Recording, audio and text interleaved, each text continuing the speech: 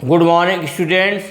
Today I am going to teach you your English book of class 8. Class 8 की English की book पढ़ाने जा रहा हूँ. सितंबर 17, 2020. Glimpse of the past. अतीत की झलकियाँ. पास्ट मीन्स अतीत. ग्लिम्पसेज मीन्स झलकियाँ. Glimpses of the past written by SD Sawant द्वारा लिखा हुआ है. पहला द मार्टर्स. मार्टर्स मीन्स क्या होता है? शहीद. At a function in Delhi. Delhi के समारोह में. ओ माई कंट्री मैन. ऐ मेरे वतन के लोगों. Let your eyes fill with tears. अपनी आँखों में आंसुओं को भर लो. Let your eyes fill with tears. अपने आँखों में आंसुओं को भर लो. As you recall the sacrifices of India's martyrs. और as you recall the sacrifices of India's martyrs. India's martyrs means Bharat के शहीद, और सेक्रीफाइसेज मीन्स कुर्बानी या बलिदान.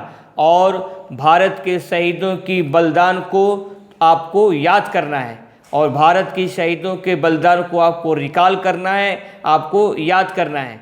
यानी जो शहीद हुए हैं उनकी ज़रा याद करो कुर्बानी. ज़रा आँख में भर लो पानी.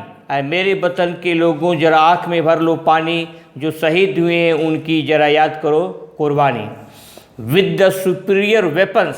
वेपन्स मीन्स हथियार. अपने अधिक श्रेष्ठ हथियारों के साथ the British East India Company was extending its power in 18th century in India.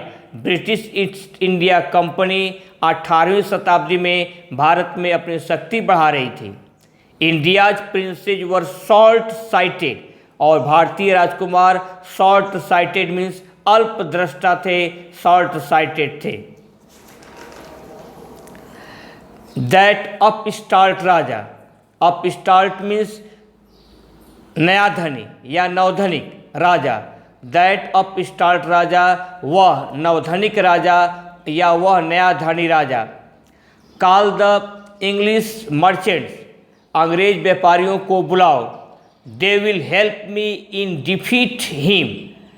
वे उसे हराने में हमारी मदद करेंगे. They will help me in defeat him. वे उसे हराने में हमारी मदद करेंगे. The people had no peace due to such constant fights.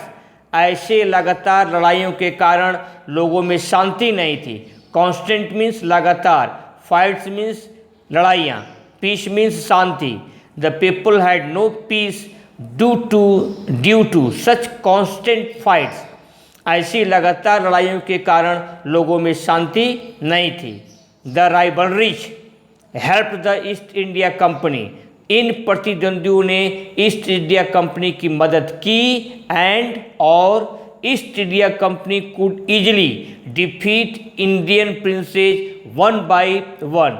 और इस प्रकार से ईस्ट इंडिया कंपनी ने आसानी से एक एक करके भारतीय राजकुमारों को पराजित कर दिया. A far seeing ruler like the brave Tipu of Mysore fought the British. Mysore का एक दूरदर्शी शासक, फार सीइंग शासक, वीर Tipu Sultan, brave Tipu Sultan, fought the British, अंग्रेजों से लड़ा. ही डाइड फाइटिंग, वह लड़ता हुआ मर गया. ही डाइड फाइटिंग, वह लड़ता हुआ मरा. अब आप अपनी कॉपी खोल लेंगे. कॉपी के ऊपर क्या लिखना है? Chapter 3 glimpses of the past. क्या लिखेंगे? Chapter 3 glimpses of the past, अतीत की झलकियाँ, रिटेन बाय SD सावंत. ऊपर डेट डालेंगे सितंबर 17, 2020 और बॉक्स बना लेंगे. A answer the following questions. निम्नलिखित प्रश्नों के उत्तर दीजिए. पहले आप ये सब लिखते हुए यहाँ तक लिख लें, मैं रुका हुआ हूँ.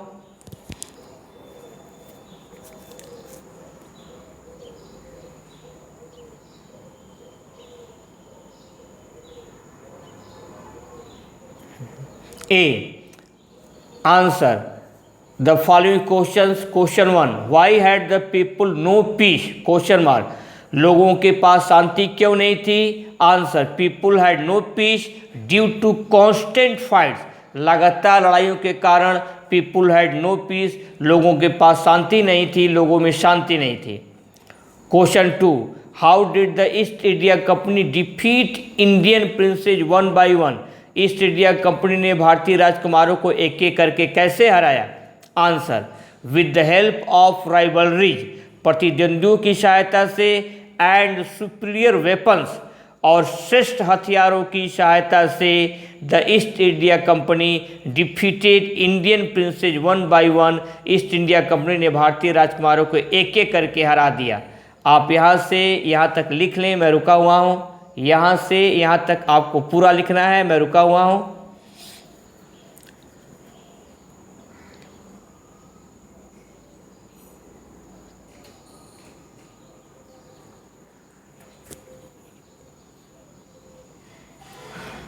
Next, question 3, who was Tipu Sultan? Question 1, Tipu Sultan कौन था? Did he accept the English power? क्या वह इंग्लिश पावर को स्वीकार किया? Answer, Tipu Sultan was the ruler of Mysore, Tipu Sultan Mysore का शासक था। He didn't accept the British power, वह ब्रिटिश पावर को स्वीकार नहीं किया। यहाँ से आप यहाँ तक लिख लें, पावर तक, मैं रुका हुआ हूँ।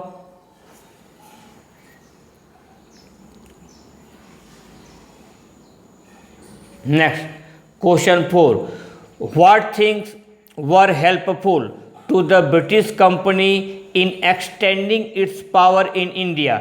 ब्रिटिश कंपनी को भारत में इसके ताकत को बढ़ाने में क्या चीज़ सहायक थी, क्या चीज़ हेल्पफुल थी?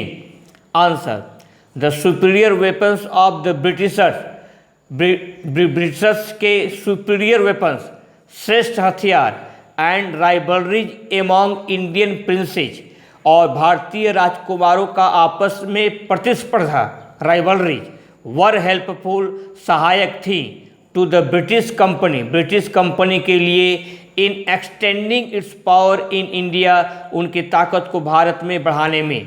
तो आप यहाँ से यहाँ तक लिख लें, मैं रुका हुआ हूँ।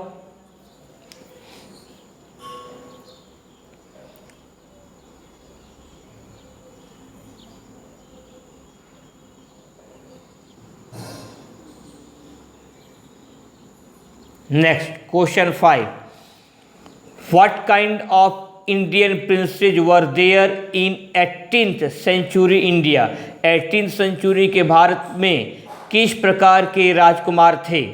Answer, the Indian princes in 18th century, 18वीं शताब्दी में भारतीय राजकुमार वर शॉर्ट साइटेड, अल्पद्रष्टा थे। क्या थे? शॉर्ट साइटेड थे।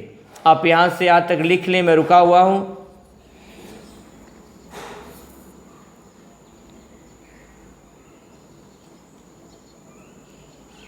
नेक्स्ट, आगे बढ़ा जाए। बी, राइट ट्रू और false for the following statements, निम्नलिखित कथनों के लिए आपको ट्रू या फॉल्स लिखना है। पहला, Indian princes were short cited, भारतीय राजकुमार अल्पद्रष्टा थे, ये स्टेटमेंट आपका ट्रू है। दूसरा, the rivalries help the East India company, the rivalries help the East India company, प्रतिद्वंद्वियों ने ईस्ट इंडिया कंपनी की सहायता की। तीसरा, you recall the sacrifices of India's martyrs, आप भारतीय शहीदों के बलिदान को याद कीजिए, यह भी क्या आपका स्टेटमेंट ट्रू है। टीपू सुल्तान डाइड फाइटिंग, टीपू सुल्तान लड़ते हुए मारा गया या लड़ते हुए मरा, यह भी स्टेटमेंट आपका ट्रू है। पांचवा, Tipu Sultan was the ruler of Mewar, Tipu Sultan Mewar का शासक था, ये स्टेटमेंट आपका फॉल्स है। तो आप पूरा यहाँ से यहाँ तक लिख लें, मैं रुका हुआ हूँ।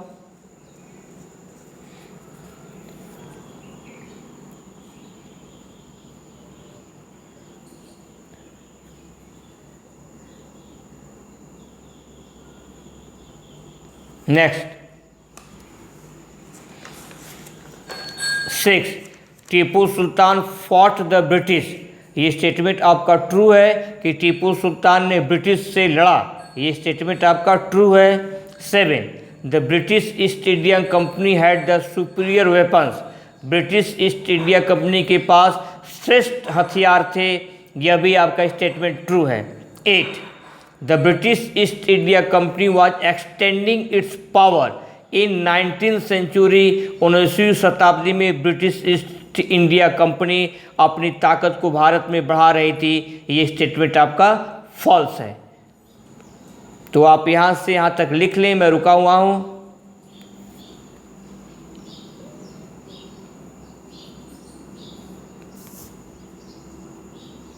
अब आप अपना होमवर्क सुन लेंगे। आपका होमवर्क क्या है, आज जितना मैं क्वेश्चंस आंसर्स करवाया हूँ और ट्रू फॉल्स, इसे आपको अपनी कॉपी में दोबारा रीराइट करना है। आपको रीराइट करना है। क्वेश्चंस को लिखने के बाद आपको लर्न करना है। ट्रू फॉल्स जितने दिए गए हैं स्टेटमेंट उसको आपको समझना है। इंग्लिश के स्पेलिंग पर ध्यान देनी है। आज के लिए बस इतना ही। बाकी आपका नेक्स्ट टर्न पर यूज योर टाइम प्रॉपरली, अपने समय का सही प्रयोग करें। बी हैप्पी, बी चेयरफुल, खुश रहें एंड ओबे योर पेरेंट्स, और अपने माता पिता का कहा माने। That's all.